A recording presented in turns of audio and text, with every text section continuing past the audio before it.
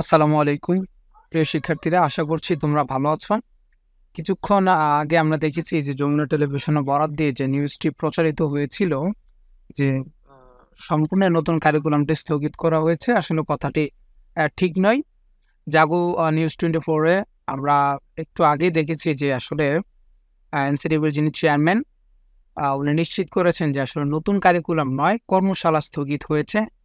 এই কথাটি উনি বলেছেন। অনেকে অনেক বিভ্রান্তিমূলক তথ্য ছড়িয়ে দিতে পারে। কথাটি একটু মিস ইনফরমেশন ছিল।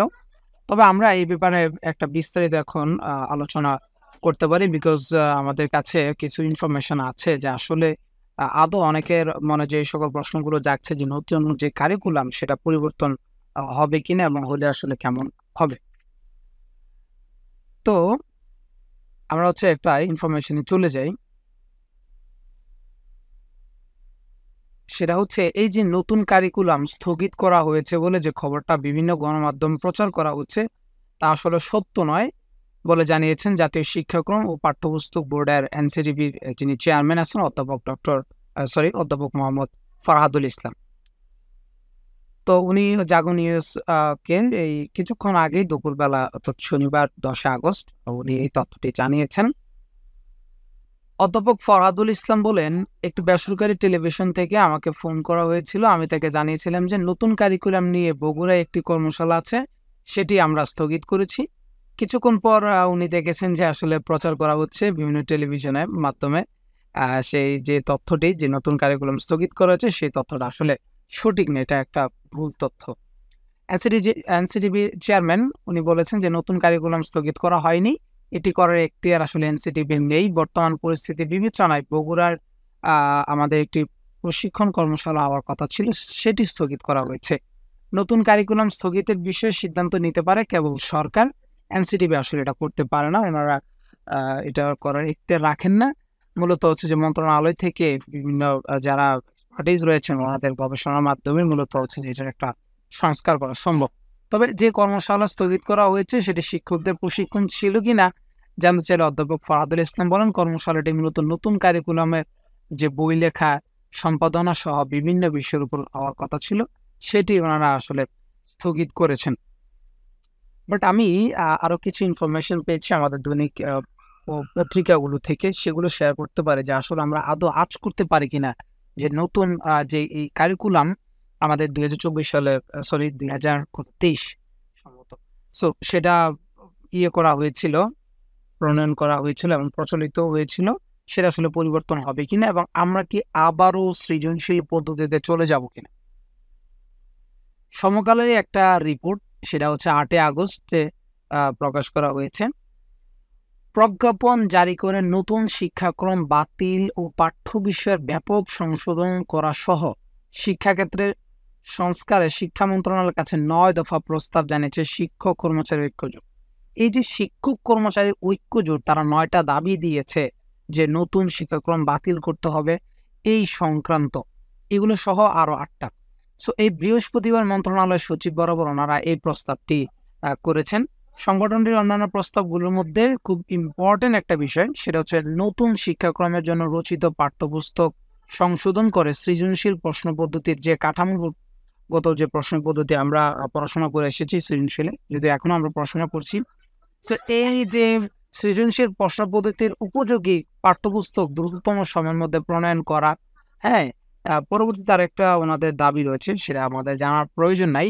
সো এই জিনিসটা কিন্তু আমাদেরকে স্মরণ করিয়ে দেয় যে আসলে আমাদের যে নতুন কারিকুলাম সেটা পরিবর্তন হতে পারে, তো আমরা কিছুটা আজ করতে পারি। আমরা আরেকটা দৈনিক আমাদের রয়েছে যে দৈনিক শিক্ষা.com যে পত্রিকা, সেটাতে আমরা দেখতে পেলাম যে এখানে খুবই ইম্পর্টেন্ট বিষয়গুলো আলোচনা করা হয়েছে যে এই পূর্বের কারিকুলামের বিভিন্ন বিষয়ে বিস্তৃত পরিধির পাঠ্য বিষয় অন্তর্ভুক্ত ছিল, যা শিক্ষার্থীদের জ্ঞান ভাণ্ডারকে সমৃদ্ধ করত। বর্তমানে শিক্ষার্থীরা মোবাইল এবং ইন্টারনেটের প্রতি আকৃষ্ট হয়ে পড়েছে, যার ফলে তারা পড়াশোনার প্রতি মনোযোগী হচ্ছে না, মনোযোগ হারাচ্ছে। তো তারা আলবার্ট আইনস্টাইন একটা অবশ্য উক্তি দিয়েছেন। সো কিন্তু বর্তমান সময়ে যে বিষয়টা আমরা লক্ষণীয় সেটা শিক্ষার্থীরা স্কুলের পড়াশোনার চেয়ে মোবাইলে গেম এবং সোশ্যাল মিডিয়ার প্রতি বেশি সময় ব্যয় করছে। আরো একটা ইম্পর্টেন্ট নিউজ আছে যে আসলে কেন এটা অনেক বেশি বিতর্কের জন্ম দিয়েছে। তোমরা জানো যে কিছুদিন আগেই আমাদের দেশে ঘটে যাওয়া একটি আমূল পরিবর্তন। সো সেটির প্রেক্ষাপটেও আমরা এই বিষয়টিকে আলোচনা করতে পারি। অনেক গার্ডিয়ান, অভিভাবক যারা শিক্ষাবিদ রয়েছেন তাদেরও এই বিষয়ে আপত্তি রয়েছে নতুন কারিকুলাম প্রসঙ্গে। তাছাড়া সবচেয়ে বেশি যে গুরুত্বপূর্ণ পয়েন্টটা নিয়ে আলোচনা করা দরকার আমার মনে হচ্ছে সেটা হচ্ছে যে বর্তমান যে কারিকুলাম সেটাতে পর্যাপ্ত পরিমাণ প্রশিক্ষণ না দেওয়াতে অনেক শিক্ষক, মূলত আমি শিক্ষকের কথা বলছি, ওনারাই আসলে নিজে অনেকে বুঝে উঠতে পারছে না যে আসলে কিভাবে শ্রেণীকক্ষে এই পাঠদান করানো সম্ভব। আমি অনেক শিক্ষার্থীদের সাথেও কথা বলেছি, ওরাও বলেছে যে আসলে ওদের ক্লাস ঠিকঠাক মতো হচ্ছে না এবং শিক্ষকরা ভালো করে পড়াতে পারছেন না। যার ফলে এই যে একটা প্রবলেম সৃষ্টি হয়েছে সেই কারণে মূলত শিক্ষক যারা রয়েছেন, শিক্ষাবিদ যারা রয়েছেন, যারা গার্ডিয়ান রয়েছেন, শিক্ষার্থী তারাও বলছে যে এই নতুন কারিকুলামটা পরিবর্তন করা খুবই দরকার। সো আমরা তাহলে এই বিষয়টা সম্পর্কে আলোচনা করলাম। আশা করা যায় সম্ভবত, যদিও ভাঙতি যে মাস অর্থাৎ আরো যে আমাদের হাতে ৬ কি এটা তো August, so September, October, November, December আরো ৪ মাস যে রয়েছে। সো সেই এতটুকু সময় আসলে নতুন কারিকুলাম ধরেই পরিবর্তন করা সম্ভব না। হ্যাঁ, আমি আবারও বলছি ধরেই পরিবর্তন করা সম্ভব না। তার কারণ হচ্ছে বই লেখার জন্য হলেও আগে হাতে অন্ততপক্ষে ৬ মাস টাইম থাকা দরকার। নতুন কারিকুলামের জন্য বিশেষজ্ঞ প্যানেল তৈরি করে বিভিন্ন শিক্ষাবিদের সাথে কথা বলে, যারা এক্সপার্ট তাদের সাথে আলোচনা করে এই বিষয়টি সম্পর্কে একটি পূর্ণাঙ্গ বিস্তারিত আমরা আশা করছি যে শিক্ষা মন্ত্রণালয় থেকে পাবো। এবং আমরা এও আশা করছি যে সম্ভবত হতে পারে যে আমাদের পুরনো যে কারিকুলাম সেটাতে আমাদেরকে আবারও ফিরে যেতে হবে। সো সেক্ষেত্রে চিন্তার কোনো কারণ নেই আশা করি শিক্ষার্থীরা। তবে তোমাদেরকে অবশ্যই বলছি পড়ালেখায় মনোযোগী হতে হবে, নয়তো কিন্তু তোমরা পিছিয়ে পড়বে। সো ভিডিওটি এ পর্যন্তই। আশা করি অনেকে বুঝতে পেরেছ। আর যদি কোনো যদি কোনো ইনফরমেশন আমরা পাই সাথে সাথে আমরা সেটা শেয়ার করার চেষ্টা করব। সেজন্য তোমাদেরকে অবশ্যই একটা কাজ করতে হবে, আমাদের চ্যানেলটি সাবস্ক্রাইব করে বেল বাটনে তোমরা ক্লিক করে রাখতে পারো, যাতে করে আমাদের দেওয়া ইনফরমেশন তোমরা সাথে সাথে পেয়ে যেতে পারো এবং আপ টু ডেট থাকতে পারো। Thank you.